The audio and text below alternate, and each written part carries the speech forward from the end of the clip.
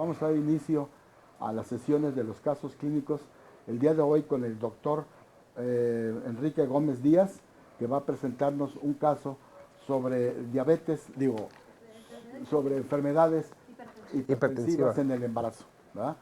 Vamos a dar inicio. El doctor aquí nos viene a acompañar de la jurisdicción Azcapotzalco. Esperamos que esta plática sea interesante para el público en general. Gracias. Muy bien. Pues buenas tardes. Literalmente hablando, agradezco mucho la invitación siempre del Instituto Politécnico Nacional, obviamente al doctor Cárdenas y todo su equipo por la invitación. Este es un tema muy importante, representa los padecimientos que los médicos ginecobstetras nos enfrentamos día a día, pero sobre todo por la repercusión hacia el nivel social que representa la enfermedad hipertensiva. Sin otra cosa que agregar, vamos con la sesión. Hay que hablar un poco de la epidemiología, pues quizá de los puntos más importantes con respecto a el conocimiento acerca de esta enfermedad. La enfermedad hipertensiva tiene una incidencia extraordinariamente alta. Todavía en nuestro medio se calcula que el 10% de la población lo va a padecer. Y cuando una persona ya ha tenido un episodio de enfermedad hipertensiva en el embarazo, la prevalencia se duplica. Es decir, en el primer embarazo la posibilidad de tener preeclampsia es del 10%, el segundo embarazo 25%, tercer embarazo 50 y 80%. Y también es la primera causa de morbimortalidad o de morbilidad como secuela después de la enfermedad hipertensiva. Es decir, no nada más representa inmediatamente en la paciente embarazada un problema de salud, sino que deja secuelas que son muy importantes para su padecimiento. Es decir, la mayoría de nuestros pacientes casi siempre transcurren con enfermedades como alteración hepáticas y renales que difícilmente las podemos ver en otras entidades. Siempre hemos comentado que es un indicador de salud al ser una causa muy importante de mortalidad. En este sentido, una recomendación es que determinemos el factor de riesgo que tiene una paciente para saber cuál de ellas es más fácil que tenga enfermedad hipertensiva. Y por lo tanto, tener indicadores de salud para nosotros van a ser muy importantes para determinar que esta paciente no se agrave y obviamente transcurra su embarazo de forma habitual y tener la oportunidad de prever muertes, que eso es lo más importante.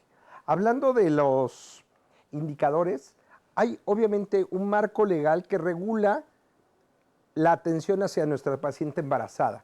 Tenemos la norma oficial mexicana, tenemos una mnemotecnia para que nunca se nos olvide, es la James Bond, es la norma oficial 007, tiene una nueva modificación en el 2015, la guía de práctica clínica, la última edición para este marco legal fue en el 2017. Tenemos, hablando acerca de nuestro control en México, el Manual de Procedimientos para Búsqueda Intencionada y Reclasificación de Muertes Maternas. Todo está pegado a las guías de práctica clínica de Comego, cuya última edición es la 2015. También nos basamos mucho en las normas del INPER del 2013 y tenemos una buena herramienta para continuar la muerte materna, que es el Observatorio de Muerte Materna. Esta ONG en México nos permite actualmente saber las características de las pacientes que han desafortunadamente fallecido relacionado con un evento obstétrico. Entonces, esta ONG se creó en 1990 y hasta la fecha es el mayor indicador de salud de nuestro medio. Analiza variables y recapitula todas las recomendaciones de las muertes maternas en nuestro país. Por ejemplo, el año pasado tuvimos censadas 666 casos, en donde Chiapas tuvo 77, el Estado de México 73, Veracruz 38 y la Ciudad de México con 26 casos fue el 9º lugar de muerte materna en nuestro país. Hablando de este año, hasta la semana pasada estaba en el reporte de 522, la semana número 40 que concluyó el 7 de octubre, es decir, la semana pasada, se registraron 22 casos y hasta la fecha el Estado de México tiene 54, Chiapas 41 y la Ciudad de México 31. Actualmente se tiene la numeralia por completo del 2016 para más o menos ver cuáles son los indicadores de salud de nuestra población. Importante es esto. Tenemos hasta la semana número 40, como les comentaba, finalizó el 7 de octubre, es decir, la semana pasada. Y aquí está la liga. Uno puede consultar el Observatorio de Muerte Materna y vienen indicadores de muerte que son muy específicos.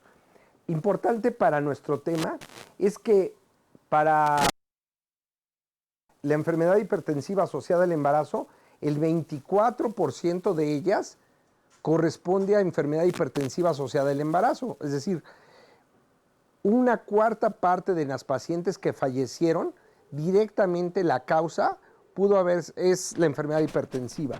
Si bien hay otros eventos asociados al embarazo, son muy aislados, pero la principal causa entonces de fallecimiento directo es la enfermedad hipertensiva. Así viene cómo se comportó en lo nacional y en el Distrito Federal. Esa página es muy útil para consultarla y tener un referente con respecto a la numeralia y obviamente la estadística a nivel nacional. Este es el año pasado, hasta la semana número 52, y estas 667 muertes, ¿no? ¿Cómo hacemos el diagnóstico de la enfermedad hipertensiva? Bueno, siempre tenemos que definir la enfermedad hipertensiva. Todavía, aun cuando se han hecho varios consensos y actualizaciones con respecto a la enfermedad hipertensiva, sabemos que se define como cifras diastólicas por arriba de 90 y sistólicas por arriba de 140. Estamos hablando de clasificación anterior, puesto que la JNC 8 ha propuesto, junto con las asociaciones de cardio, tanto de América como de Europa, que estas cifras son excesivamente altas. Ahora consideramos que el famoso cifras de 120/80 todavía sería el límite superior y cifras por arriba de esas podríamos ya considerarlas como un estado prehipertensivo. Sin embargo, para nosotros es importante siempre definir que una paciente mujer normalmente maneja cifras de presión ligeramente bajas y en el embarazo como tal, las cifras todavía tendrían que ser menores. Por lo tanto, cuando estamos ante una paciente cuyas cifras de tensión arterial empiezan a elevarse, siempre tenemos que ponerla como en un foco rojo. Importante, durante mucho tiempo se nos habló que si las cifras basales excedían de 15 milímetros de mercurio en la diastólica y 30 en la sistólica, hacía el diagnóstico de enfermedad hipertensiva. Sin embargo, con los metaanálisis, Cochrane concluyó que no era posible determinar eso, que lo más importante era tener la TA media para tener el valor matemáticamente exacto de enfermedad hipertensiva. ¿Cómo saco la tensión arterial media? Nosotros consideramos que es 2 diastólicas más una sistólica entre 3, o bien una fórmula muy fácil es 1/3 de la diferencial, es decir, entre la diastólica y la sistólica, y la sumo a la sistólica. A los alumnos en formación les comentamos que una cifra para que no se les olvide es 130/100. 1/3 de la distólica de la diferencial, serían 10. más 100 de la sistólica, harías 110. Entonces, esta paciente tendría, en el ejemplo de 130-100, su TA media sería 110. Entonces, la TA media normal siempre tendrá que ser en menos de 100. Entonces, esas pacientes tenemos que estar vigilando que la TA media esté muy bien.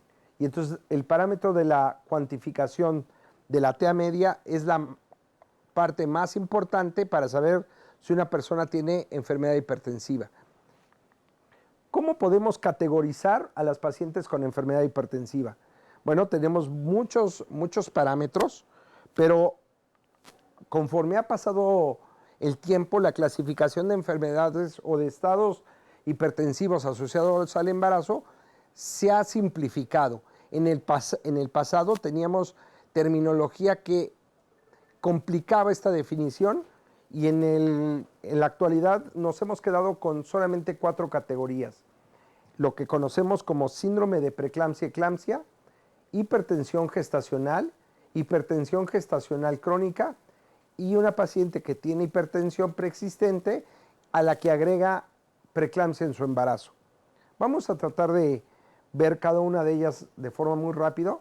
Y entonces, preeclampsia-eclampsia es un síndrome, ya comentamos en veces anteriores que un síndrome se define entonces como una entidad nosológica que no tiene una causa directa y que es multifactorial y que por lo tanto, igual que cualquier síndrome, tiene muchas teorías que explican la aparición de esta enfermedad.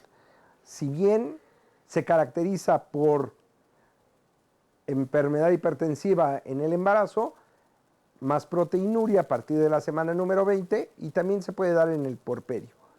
¿Cuándo hay enfermedad de preeclampsia-eclampsia sin que esté antes de la semana número 20? La excepción de la regla podría ser la enfermedad trofoblástica gestacional, es decir, cuando hay mola, cuando hay embarazos múltiples, y eso puede ser obviamente lo que podría estar fuera de la semana número 20. Pero fuera de ahí, difícilmente vemos enfermedad hipertensiva como síndrome de preeclampsia-eclampsia antes de la semana 20. Si la paciente tiene antes de esas semanas hipertensión como tal, se tendrá que considerar como hipertensión en el embarazo o hipertensión gestacional. El gol estándar para saber que esta paciente realmente tiene preeclampsia tendrá que cumplir con factores de tensión arterial alta más proteinuria, y ahora consideramos el gol estándar, el cuantificar la orina de 24 horas y tener la cuantificación de las proteínas. Si las proteínas superan los 3 gramos, esa paciente tiene preeclampsia hasta no demostrar lo contrario. Perdón, los 300 miligramos. Y tenemos exámenes con un alto valor predictivo positivo. ¿Qué significa? Que yo a una paciente, incluso antes de esas semanas, podría determinar algunos estudios de gabinete para poder predecir la posibilidad de preeclampsia. Eso lo hacemos mediante la ultrasonografía Doppler, midiendo las arterias uterinas, cerebral media o arterias umbilicales, y vemos la turbulencia que se genera en ese vaso. A eso lo conocemos ultrasonográficamente como efecto Notch. Eso significa que cuando una persona tiene un Notch positivo, hay mucha turbulencia en ese vaso, tiene altas posibilidades de desarrollar enfermedad hipertensiva, sobre todo enfermedad de preeclampsia-eclampsia o síndrome de preeclampsia-eclampsia. ¿A qué le conocemos como hipertensión gestacional? Pues obviamente que sea antes de la semana número 20, que no hay proteinuria y que puede ser incluso presentado después de la semana número 12, después del puerperio, y puede ser tanto transitoria, es decir, continuar solamente en ese momento con hipertensión arterial sistémica transitoria, o incluso quedarse como una enfermedad ya crónica. Esta también podemos tener una persona con enfermedad crónica, que significa que tiene hipertensión antes de la semana número 12, tampoco hay proteinuria, incluso tiene el antecedente de tener hipertensión antes de la gestación y la clasificamos ya sea que sea primaria o esencial o secundaria debido a algún factor etiológico. De repente, bueno, tendríamos que hacer una clasificación o una división entre esta paciente es una paciente hipertensa pero no lo sabía o es una paciente de reciente diagnóstico. La diferencia la podemos hacer incluso de forma clínica. Sabemos perfectamente que una paciente que tiene enfermedad, hipertensión crónica, seguramente va a tener algunos cambios en su retina, en su fondo de ojo, y por lo tanto el clínico tendría que hacer la visualización de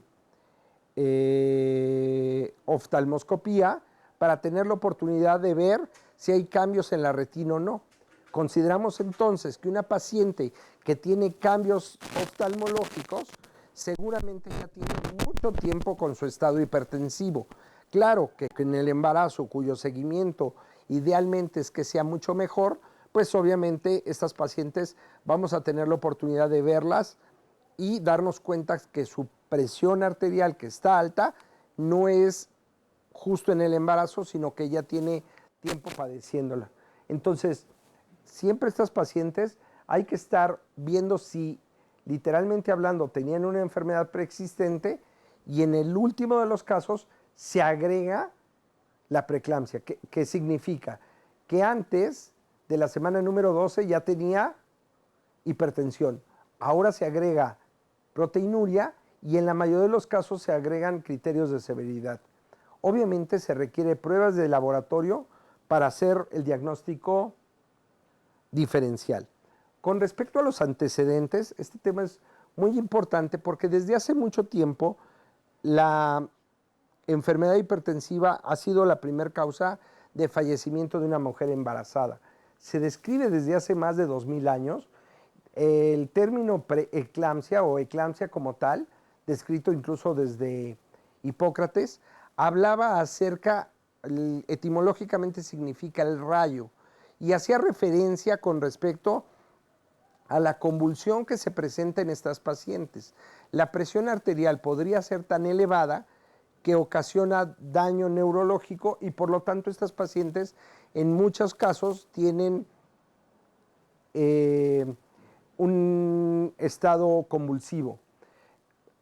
Después de la mitad del siglo XIX se le conocía como glomerulonefritis y no fue hasta el año de 1927 cuando se acuña el término de toxemia del embarazo, haciendo alusión a que es la génesis del problema radica en que el producto de la concepción, es decir, el embarazo, ocasiona un daño inmunológico a la mujer.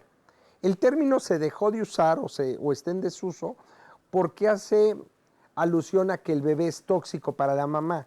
Entendemos esa terminología porque si bien la mamá comprende el 99.999.999 genes con el bebé, hay una pequeña porción de ese bebé que no comparte genes con la mamá y es obviamente producto del padre.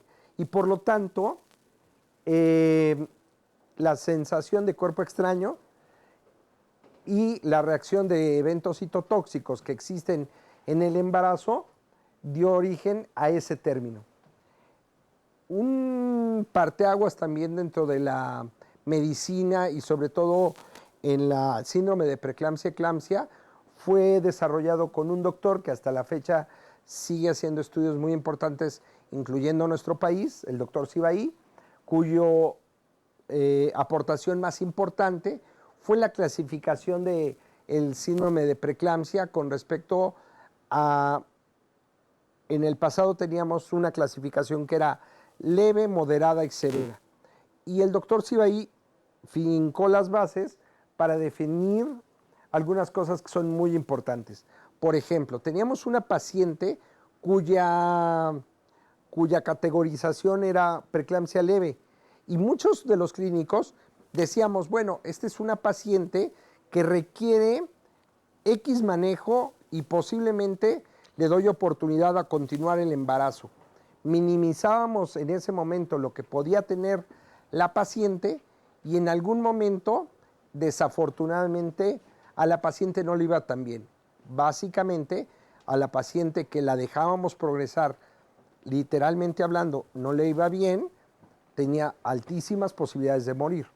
Y también nos daba la impresión que teníamos pacientes clasificadas como preeclampsia moderada, cuya alarma del clínico era tanta que interrumpía inmediatamente el embarazo y por lo tanto el riesgo, sobre todo al bebito, era muy alto.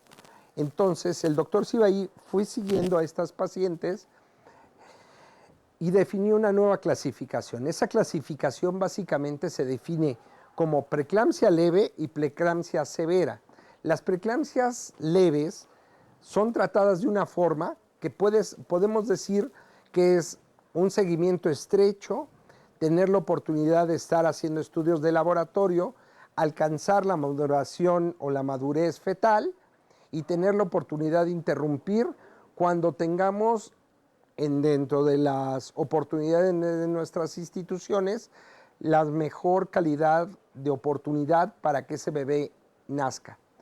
Sin embargo, en las preeclampsias severas hizo un parteaguas porque literalmente definió como que en menos de 6 horas tengo que estabilizar a la paciente, tener todas las condiciones esenciales para interrumpir ese embarazo independientemente de la edad gestacional.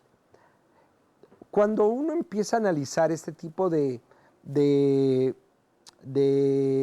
prácticas e incluso lo aterriza en lo que actualmente conocemos como casos de la vida real, es muy dramático tener a una paciente con una preeclampsia severa, con un bebé de apenas 30 semanas de gestación y que uno tenga que tomar la decisión de interrumpir ese embarazo.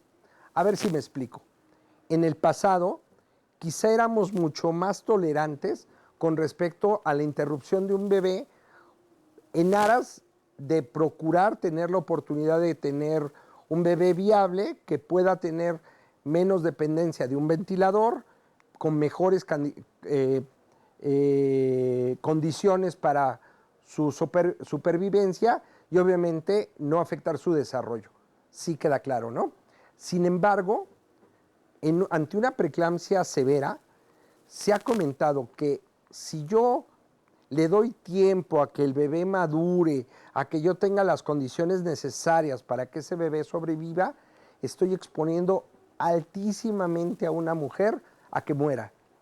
Cuando uno analiza, por eso la importancia de la estadística en este tipo de patología, cuando uno analiza la muerte materna, se da cuenta por qué la importancia de la muerte materna como un indicador de salud. A ver si me explico. Se han hecho estudios siguiendo a una población que ha dejado muertes, por ejemplo, una muerte materna, y van siguiendo a sus hijos. Un estudio que para nosotros es clásico, tomó 100 mujeres que hayan tenido muerte materna y que hayan dejado un hijo y los fueron siguiendo en el transcurso de 25 años para saber cuántos de esos hijos alcanzaban la universidad. Cuando hago esta pregunta, casi nadie dimensiona lo que les voy a decir. En este estudio, incluyendo 2 poblaciones en México, se siguió a mujeres que fallecieron y dejaron un bebito sano para ir creciendo. Y de esos niños que nacieron, de esas 100 mujeres inicialmente que fallecieron, ninguno alcanzó la universidad. Se tienen que morir 300 mujeres para que uno alcance la universidad. Eso significa el 0.3%. Sí me expliqué, ¿verdad? Es decir, cuando un bebé vive, pero no su madre, lo más seguro es que ese bebé no le vaya bien. ¿Por qué? Porque va a llegar a manos de los abuelos, de los tíos, de los conocidos, y pues obviamente el indicador de salud en la población se va a afectar, ¿no? Lo digo con todo respeto, mucha gente cuando está embarazada y sabe que tiene a su bebé, normalmente en nuestra población tenemos indicadores que nos dicen, ¿sabe qué? No me importa, doctor, qué me pase a mí, lo importante es que mi bebé viva. El problema es que si Dios no lo quiera, le pasa algo al bebé, ¿qué calidad de vida le va a quedar al bebé? ¿Sí me explico? La misma estadística también arrojó datos impresionantes, que cuando una mujer fallece, más o menos el 70% de los hijos terminan en el reclusorio o tienen problemas con la ley. Entonces, por eso es que la muerte materna sigue siendo un indicador muy sensible para cualquier población. Sí me expliqué, ¿verdad? Entonces, a raíz de los estudios del doctor Cibaí, se determina que una paciente con diagnóstico de preeclampsia severa tengo que ser totalmente radical, tener la oportunidad de interrumpir ese embarazo en 6 horas después de que yo ya la detecté. ¿Sí me explico? Ojalá la tuviéramos siempre, ¿no? Y las condiciones en nuestros hospitales, pues no es lo más común. Ahora bien, sobre todo para los jóvenes, los factores de riesgo, esta parte es la más importante. Por lo siguiente, la mayoría de las veces tenemos un montón de factores de riesgo y esos factores de riesgo están determinados por una buena historia clínica. Los jóvenes o los médicos que estamos normalmente en contacto con nuestra paciente, tenemos no nada más la necesidad de hacer un buen interrogatorio, no nada más de conocer los antecedentes de las pacientes, sino estar pensando mal, pensando que esa paciente potencialmente puede tener este problema. Ya lo comenté, la enfermedad hipertensiva se presenta 1 de cada 10 embarazos, entre comillas, sanos. Pero si además esta paciente tiene embarazos múltiples, obesidad, cualquiera de los datos marcados en esta gráfica tiene mucho mayor riesgo de tener enfermedad hipertensiva asociada al embarazo. Prácticamente estábamos comentando que el 10% de la población va a tener enfermedad hipertensiva, pero estamos hablando de la población sana y obviamente en nuestro medio lo que menos es una población sana. Desafortunadamente, nuestros médicos iniciamos con pacientes que están con síndrome de malnutrición, obesidad y con muchos factores de riesgo que implican la posibilidad todavía mayor de que se presente este problema. Bueno, hablando de preeclampsia y eclampsia, hemos dicho que este es un síndrome y clásicamente es conocido como la enfermedad de las teorías, ¿no? Hay muchas teorías de por qué se desarrolla esta enfermedad de placentación, hay una carga genética importantísima, hay polimorfismo y obviamente que afecta a la sintetasa del óxido nítrico, que tiene que ver con nuestra vasodilatación, mutaciones de genes, factores de estrés oxidativo, adaptación inmunológica, y se han hecho múltiples modelos explicativos para tratar de entender preeclampsia y eclampsia. Hasta la fecha no tenemos un solo teoría totalmente o universalmente aceptada. Obviamente, lo importante es establecer el diagnóstico y saber qué es lo que vamos a hacer.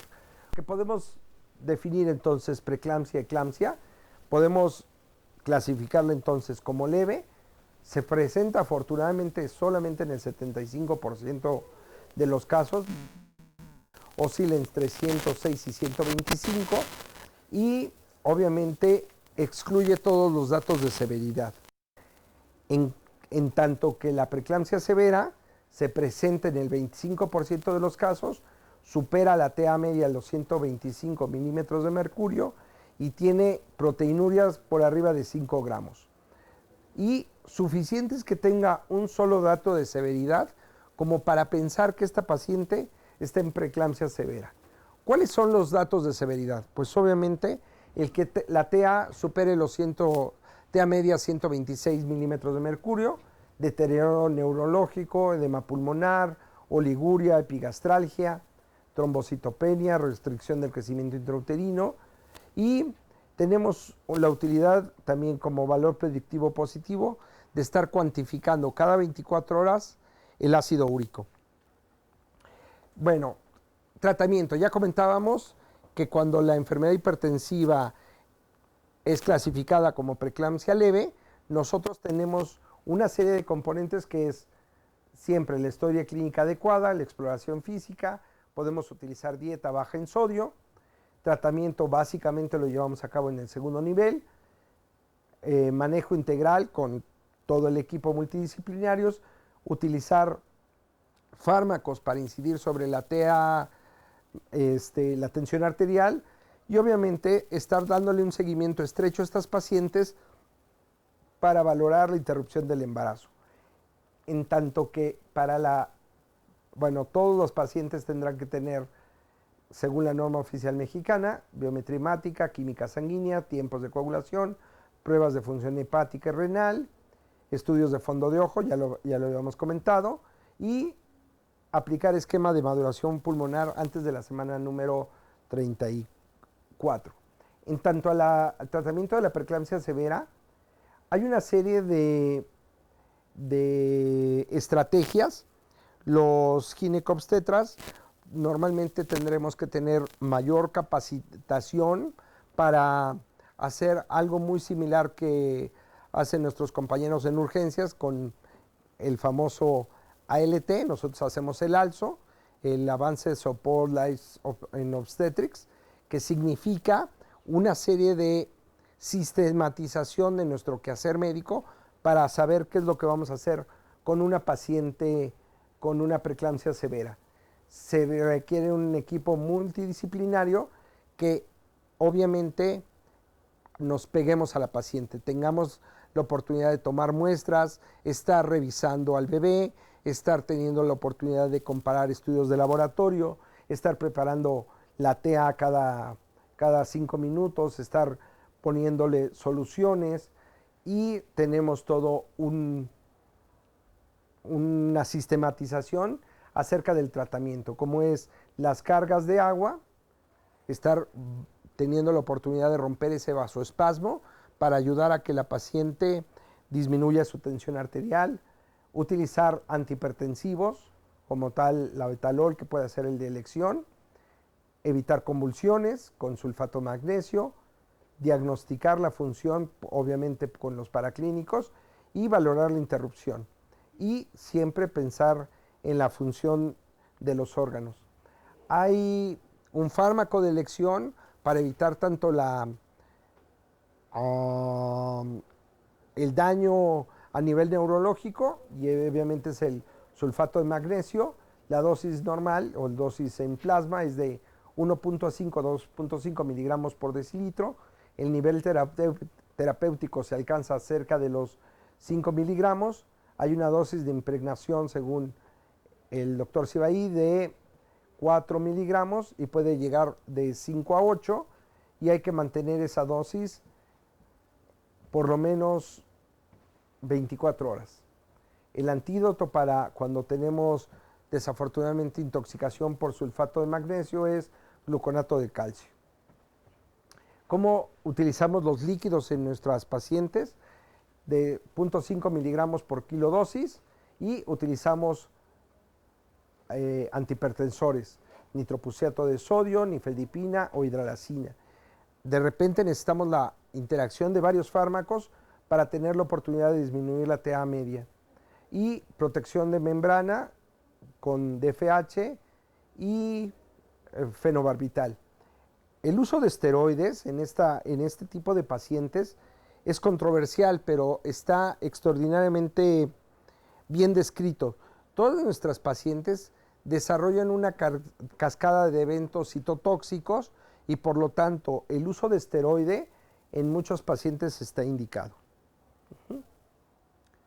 No sé si alguno de ustedes tenga ¿Alguna pregunta con respecto a enfermedad hipertensiva?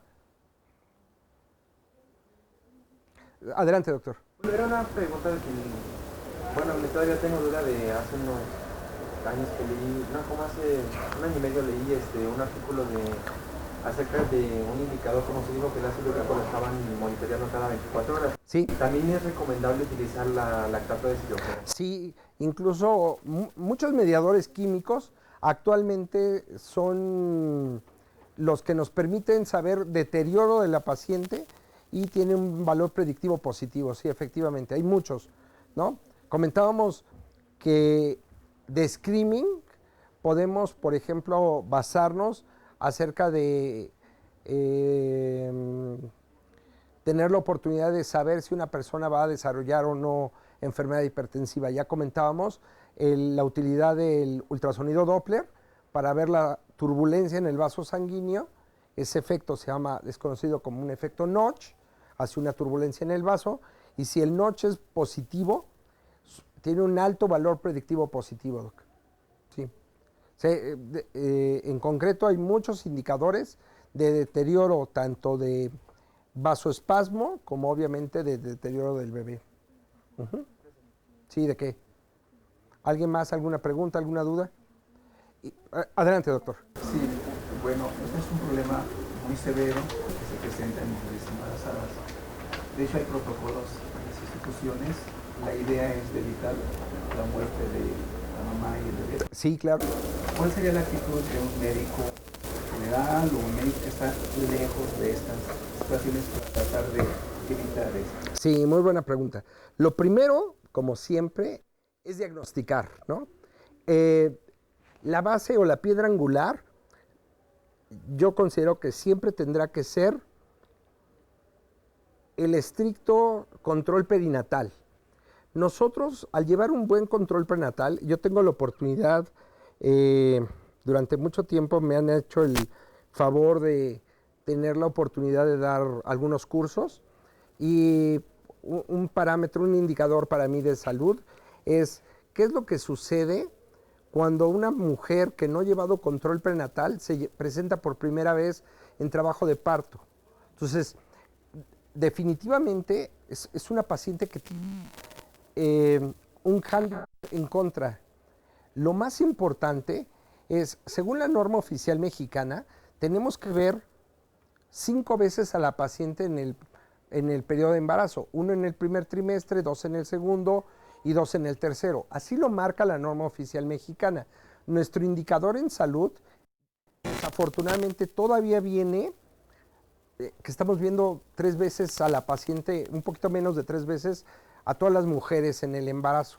Conste que esto es como la hemoglobina glicosilada, nos permite ver las de arriba y las de abajo.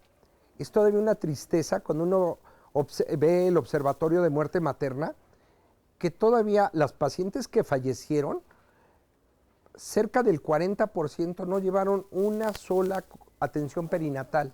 ¿Sí me explico? Por eso la pregunta del doctor es muy interesante. O sea, yo creo que es toda una infraestructura la que tendría que estar sustentada para que la paciente embarazada considere que el embarazo es útil para que nuestra sociedad cambie. Les decía yo que tengo la oportunidad de dar conferencias en algunos otros sitios. Termina uno diciendo, termina uno en una conferencia, siempre hago la referencia del World Trade Center. Hay una feria que se llama Expo Bebé. Yo tengo la oportunidad de que me invite una editorial a dar una conferencia porque patrocino un libro, y vemos en una conferencia a lo mejor unas 1000 embarazadas, me voy a quedar muy bajito, 500 embarazadas. Y de esas 500 embarazadas, cuando uno expone cómo se tiene que llevar el control prenatal y uno hace alusión a muchos indicadores, como por ejemplo muerte materna, la importancia del ácido fólico, la vigilancia perinatal adecuada, cómo hacer, a qué horas hacer los estudios, y que la paciente sepa que lo que menos importa es saber el sexo del bebé, que si a quién se parece la carita del ultrasonido de 3 o 4D. Lo importante es que el bebé esté sano. fíjense bien, en alguna ocasión le preguntaron a Napoleón cómo le iba a hacer Francia para ser una potencia. Y Napoleón respondió que para eso ya estaba trabajando desde sus abuelos. ¿Sí me explicó? Yo lo digo con todo respeto y espero nadie se ofenda, pero cada vez que lo digo me da mucho gusto hacerlo. Siempre les digo que el tener un buen control prenatal nos va a permitir como sociedad no más Peña Nietos, no más Chapo Guzmán, no Pejes, no X o Y. ¿Sí me explico? Siempre lo digo con mucho orgullo, aunque después me abordan y me dicen, eso no lo comente, doctor. Yo comento que si ellos hubieran llevado un control prenatal adecuado, o sus mamás, seguramente nuestra sociedad fuera distinta. Sí me expliqué, ¿verdad? Es más, hay gente que me dice, oiga, el doctor, ¿para qué utilizar ácido fólico? Pues para no ser como ellos. Entonces sí démelo. ¿Sí me explico? La gente está convencida que va al médico como para que le den su medicamento. Y no, es una serie de estrategias las que tenemos que hacer como clínicos como para cambiar nuestra visión. Ya les comentaba, o sea, la muerte materna es un indicador sensible para bienestar de una sociedad. Entonces, mi responsabilidad como médico, sobre todo con los jóvenes, es hacer una buena historia clínica, porque gracias a que yo hago una buena historia clínica, decimos que piensa mal y acertarás. Casi siempre que yo veo pacientes, cuando me dicen, soy embarazo de alto riesgo, yo definitivamente no vería una sola paciente que no tuviera riesgo. ¿Sí me explicó? Y lo digo sanamente, no es lo mismo tener VIH-Sida como Magic Johnson a tener enfermedad diarreica como Juanito Pérez en la selva lacandona. Si a mí me dan a elegir, pues prefiero tener VIH como el Magic Johnson. Seguramente ese tipo ya ni lo tienes. ¿Sí me explico? En nuestro medio pasa algo similar. Nuestros médicos tendremos la capacidad, sí, siempre, de ser objetivos y saber qué tiene la paciente. Pero tiene que ver más allá de esto. O sea, la atención prenatal es la piedra angular de la formación de una sociedad. Así de sencillo. No nada más para prevenir esto, sino para, siempre lo comento, si usted que está embarazada no tiene el interés por venir aquí, ¿qué va a pasar cuando su niño crezca? Y el clásico ejemplo es que nos lo llevan hasta que el niño está muy mal y que no tenemos la oportunidad de prevenir cosas. Entonces, yo considero que la piedra angular es tener la oportunidad de estar ante el paciente y siempre cuando el paciente está con nosotros o interactuamos con ellos, lo importante es hacer diagnósticos, ver si un paciente tiene posibilidades de preeclampsia, de diabetes, de cualquier problema, obviamente referirlo oportunamente al hospital, a un segundo nivel, eso siempre. Pero el nivel está fallando, los niveles están fallando, ¿no? Nos llaman, si yo no tuviera la oportunidad de ser ginecobstetra y no hubiera tenido la oportunidad de estar en un hospital y yo solamente tengo la oportunidad de estar en una sala de partos o en una sala de labor, una unidad tocoquirúrgica y cerrara mis ojos sin ser médico, yo juraría que estoy en una sala de tortura, porque el único que se escucha en las unidades tocoquirúrgicas son ya, por favor, ayúdeme, sálveme, ya no sea malito. Pareciera como si uno estuviera en una película de terror. ¿Sí es cierto o no? ¿Lo han escuchado? Quienes han ya estado en una unidad tocoquirúrgica van a ver que si ustedes no fueran médicos, no tuvieran esta formación y cerraran sus ojos y pensaran en dónde estoy, pensaban que estaban en el Palacio Negro de Lecumberri o en los separos de la PGR. Sí. Entonces, uno cuando lo analiza, yo he tenido la oportunidad también de llevar un curso que se llama parto humanizado, ¿no? Así se llama, y es una estrategia para que la paciente se sienta cómoda una vez que fue atendida.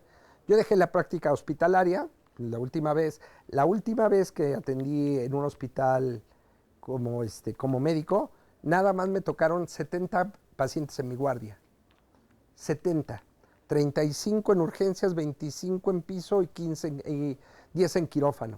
Entonces, yo llegaba y les decía a mis compañeros, ¿cómo quieres que tenga un parto humanizado si tengo 3 preeclampsias, tengo 70 pacientes en un día? La novia obviamente me dijo, qué bueno que te toca una guardia así para que sepas por qué renuncias. Hasta la fecha, conste que ya dejé el hospital ya hace un rato, todavía tengo pesadillas de esas guardias, ¿no? Y de esas fechas. Sí, y como uno clínico en el hospital, uno dice, híjole, no tengo esto, ni aquello, ese es el pan de cada día, ¿no? Entonces, multifactorial. ¿Qué hacer ante una paciente con enfermedad hipertensiva? Siempre lo que está escrito, afortunadamente. Y bueno, nuestro quehacer médico es complejísimo, complejísimo, ¿no? Siempre comento con mis residentes, por ejemplo, un ejemplo sencillo, ruptura prematura de membranas. Les digo a mis compañeros, o a los residentes, o al interno, o al médico que tiene la oportunidad de atenderlo, dime una causa por la cual una paciente con ruptura no se quede hospitalizada. Y la respuesta no existe. O sea, toda mujer con ruptura prematura de membranas tendría que quedarse hospitalizada. Pero el no tengo, no quiero, no hay, no esto, eso no es una indicación médica. Yo les comentaba a mis compañeros, déjala hospitalizada y ya veremos cómo lo resolvemos aquí. Porque si esa paciente sale y le va mal, ya pisó el hospital y no creo que nos vaya bien. ¿Sí me explico? Estoy hablando de los extremos, pero la consulta misma es el mismo show. Y va más allá del aspecto médico-legal. Va siendo el aspecto moral. Eso es lo que nos une con las pacientes, el aspecto moral. Comento también sanamente con mis residentes y los internos y los pasantes que tiene que ver con un aspecto de capacidad humanística más habilidad cultural y la buena voluntad por sí misma tampoco ya dejó de ser el mejor valor del médico. Si yo hoy presencio un accidente y por buen samaritano llego y asisto a una persona y la muevo mal, lejos de ayudarla, la perjudiqué. ¿Sí me explico?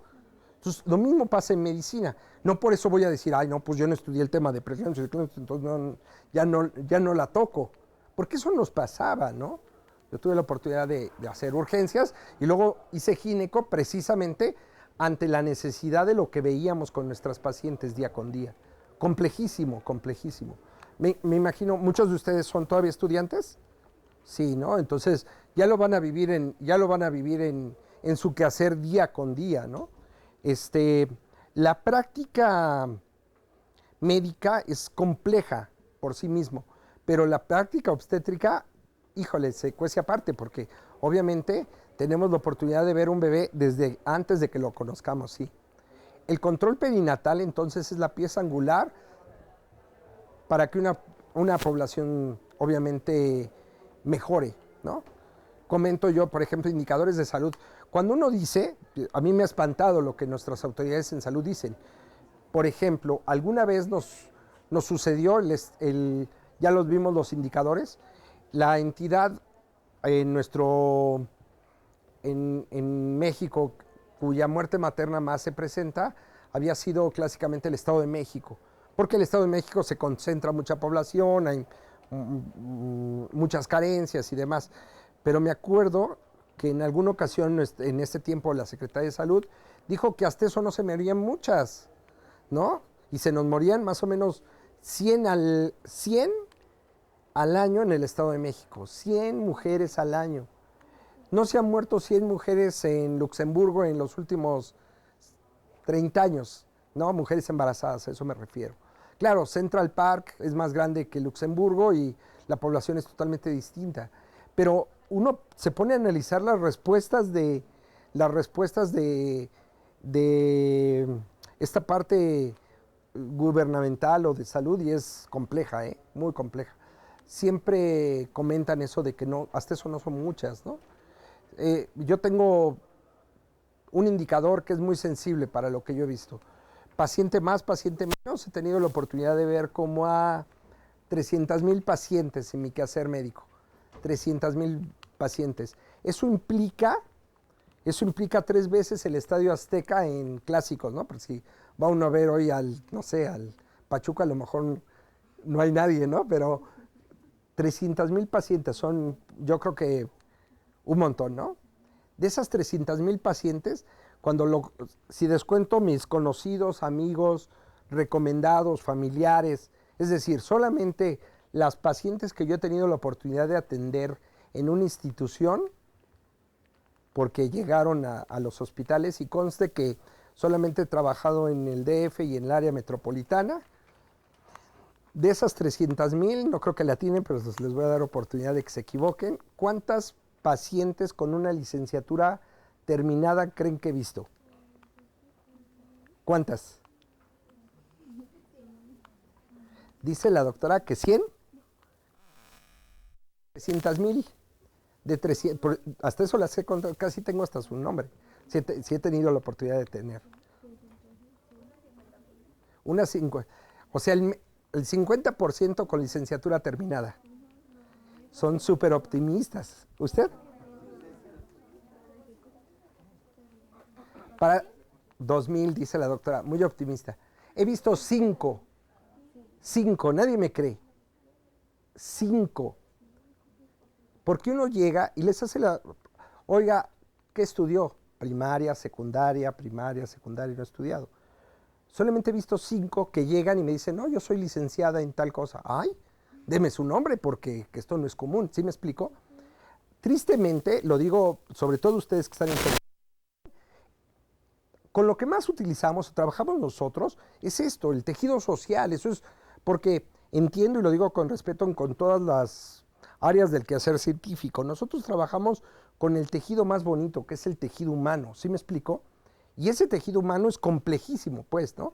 Nosotros en medicina, pues, tomamos lo biológico, pero sabemos que es un ser biopsicosocial, ¿no? Pero es más complejo todavía que eso. Pero fíjense bien, es bien común, y conste que les digo que he trabajado Ciudad de México y Estado de México, no he trabajado en otros sitios. Todavía es muy común que llegue y que le dé una pluma a una paciente después de que uno la revisa y le diga, señora, ponga aquí que recibió atención médica o que vio el latido cardíaco de su bebé o que vio vivo a su bebé. Y todavía es muy común que me digan no. ¿Cómo que no, señora? Pues sí, ya la revisé, ¿no? Diga, no, es que no sé leer ni escribir. Y cuando uno escucha el discurso político, escucha otra cosa, ¿no? Dicen que está bien bonito mi país. Y yo digo, ay, pues, ¿cuál será el que ve él? Que es distinto al que veo yo. Eso es muy común, sobre todo para los jóvenes. Ustedes están viviendo una época en donde los medios, bendito sea Dios, tienen la facilidad de entrar al internet y pensar que todo el mundo tiene Face. Y hay gente que no conoce ni la luz. Todavía lo vemos. Y estoy hablando de la zona conurbada. Imagínense qué pasará en Chiapas con nuestros compañeros o nuestros amigos de la Sierra Tarahumara, ¿no? Dramático. Conste que ya les pasaba al inicio para los que no llegaron antes, al inicio de la plática, hablábamos que no hay un indicador, una ONG, se llama Observatorio de Muerte Materna. Métanse a la página y en verdad, en la página aparece a qué se dedicaba las pacientes que murieron. Cuando tenemos una muerte materna, es por norma que tenemos que hacer algo que se llama autopsia verbal. Vamos a la casa de la paciente y tratamos de indagar qué es lo que sucedió, dónde la atendieron, cómo fue, en fin, vida y obra de la paciente. Y esos datos son muy interesantes porque de repente pensamos que la paciente que murió tuvo una muerte obstétrica, no tuvo atención perinatal. Y sí, a lo mejor, creo en la Ciudad de México, si no mal no recuerdo, porque estuve revisando el indicador, por lo menos de este año, todas las pacientes que han muerto en la Ciudad de México tuvieron atención perinatal. Entonces uno cuestiona, pues, ¿qué le habrán hecho? ¿O qué le hicieron? Pues, ¿no? Yo he tenido la oportunidad de trabajar tanto en el Comité de Mortalidad del Estado de México como en el Distrito Federal. He participado en ambos. Y uno analiza la muerte materna y les digo que va más allá de lo médico legal. Es un problema moral. Sí, es una cuestión, como les digo a los residentes, a los internos, Ahora, ¿qué le digo al familiar de que se murió su paciente? Imagínense, es una tragedia cuando se muere un bebito, la tragedia que implica que fallezca una mamá embarazada. Y comento esta tragedia porque es una tragedia a nivel nacional. O sea, no nada más es a nivel familiar, lo comento sanamente. La gente que nos asalta, la que nos roba, pues seguramente sus papás no llevaron buen control prenatal. ¿Sí? Ok. ¿Alguna otra duda, alguna otra pregunta antes de ponernos tristes? Porque sí entristece, ¿no? Entristece eso. Les digo, los indicadores reales, sí, cuando véanlo en su práctica profesional lo van a ver, ¿no? Si descuentan amigos, conocidos, recomendados y demás, la población es realmente con un nivel sociocultural bajo. Y trabajar con ese nivel sociocultural bajo implica patología de la pobreza, y eso es, en mi pueblo decimos, que es la Ciudad de México, que al perro flaco se le pegan las pulgas, ¿no? Sí, difícilmente vemos una paciente económicamente con recursos suficientes como para tenerse en muchos lugares que se complique tanto, ¿no? Decimos sí, difícil, sí. Pues yo creo que con eso damos por concluido el tema, Doc. Bueno, pues muchachos, pues muchas gracias al doctor Enrique Gómez Díaz por su participación. Le entregamos su constancia de participación al doctor. Gracias. Y gracias también al doctor por haber participado aquí con nosotros. Participa en actos del Politécnico. Él no es Politécnico, pero siempre participa con nosotros. Y nos da mucho gusto tenerlo aquí. Es muy activo. Todo. Bueno, ahí están los correos, si quieren las presentaciones, no tengo también mayor problema, con todo gusto. Entonces, compartamos lo que necesiten. Gracias por venir y no falten, vengan.